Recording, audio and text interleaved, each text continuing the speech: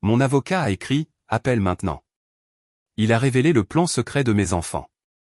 Mon avocat m'a écrit ce message un matin gris de novembre. 3 mots en majuscules qui ont glacé mon sang, « Appelle maintenant ». Je me suis figé devant l'écran de mon téléphone, le cœur battant. Depuis des mois, je pressentais quelque chose d'étrange dans le comportement de mes enfants. Des chuchotements quand j'entrais dans la pièce, des regards échangés, des documents qu'ils rangeaient précipitamment. Mais je refusais de croire qu'ils pouvaient me cacher quelque chose d'important. Quand j'ai enfin appelé, la voix de mon avocat tremblait.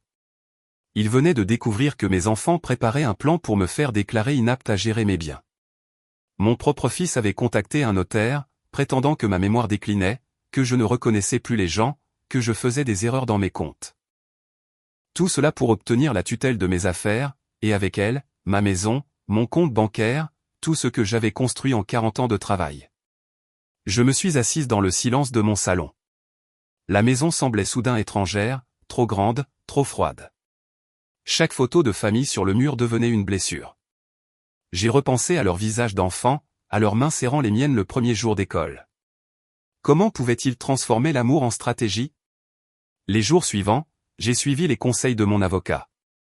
Sans rien dire à personne, j'ai réuni les preuves, les emails, les documents, les signatures. J'ai compris que leur plan était presque abouti. Ils attendaient seulement la visite d'un médecin complice pour certifier mon incapacité. Ce jour-là, je les ai laissés croire qu'ils avaient gagné. J'ai préparé du café, j'ai souri, j'ai observé chacun de leurs gestes avec un calme qui les a désarmés. Le lendemain, c'est moi qui suis allé voir le juge. Mon avocat avait tout déposé avant eux. En un instant, leur piège s'est retourné. Leurs intentions ont été exposées, leurs mensonges enregistrés. Ils n'ont pas été arrêtés, mais ils ont tout perdu, ma confiance, mon regard, ma présence dans leur vie. Aujourd'hui, je vis seul dans cette même maison. Elle me semble à nouveau lumineuse, plus légère sans la peur. Le soir, je relis la lettre de mon avocat, celle qui a tout déclenché.